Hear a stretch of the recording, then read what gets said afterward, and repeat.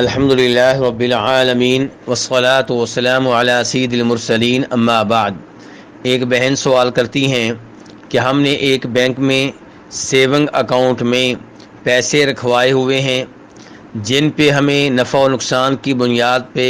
منافع ملتا ہے، کیا یہ منافع ہمارے لیے حلال ہے؟ تو گزارش یہ ہے کہ سیونگ اکاؤنٹ میں پیسے جو رکھے جاتے ہیں وہ اگر کاروبار کے لیے ہیں جیسا کہ بینک ظاہر کرتے ہیں، تو کاروبار میں سب سے پہلے یہ دیکھنا پڑتا ہے کہ بینک کاروبار کون سا کر رہا ہے۔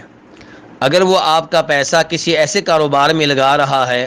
جو شرعی طور پہ جائز نہیں ہے تو پھر آپ کا یہ عمل درست نہیں ہے۔ مثال کے طور پہ بینک آپ کا دیا ہوا پیسہ لوگوں کو قرض کے طور پہ دیتا ہے اور اس پہ فائدہ لیتا ہے تو وہ سود ہے، تو اس لحاظ سے آپ کا یہ کاروبار بینک کے ساتھ کرنا غلط ہوگا۔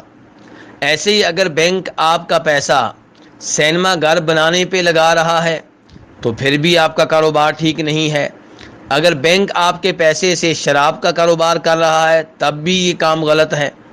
تو آپ کو سب سے پہلے یہ دیکھنا پڑے گا کہ بینک آپ کے پیسے سے کون سا کاروبار کر رہا ہے۔ دوسرے نمبر پہ اگر یہ کاروبار ہے جیسا کہ بینک ظاہر کرتے ہیں تو کاروبار میں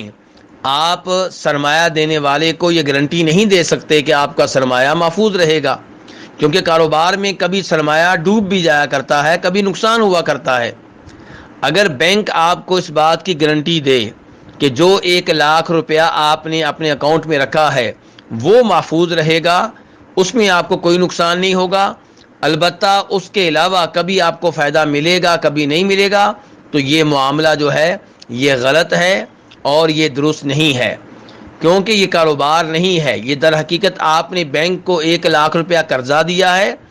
جس کے محفوظ ہونے کی وہ گارنٹی دے رہا ہے، اور اس پہ پھر وہ آپ کو سود دے رہا ہے، اور سود اسلام میں جائز نہیں ہے، درست نہیں ہے۔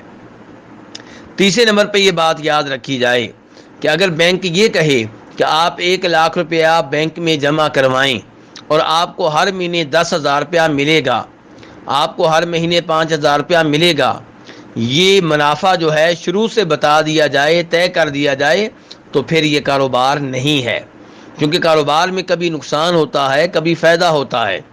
اور فائدہ بھی محدود نہیں ہوتا۔ ہاں، یہ طے کیا جا سکتا ہے کہ جو فائدہ کاروبار سے ملے گا اس میں اتنا حصہ اس کا ہوگا جو سرمایہ دے رہا ہے، جو پیسے جمع کرا رہا ہے، اور اتنا حصہ اس کا ہوگا جو محنت کر رہا ہے، کاروبار کر رہا ہے۔ مثال کے طور پہ 50% حصہ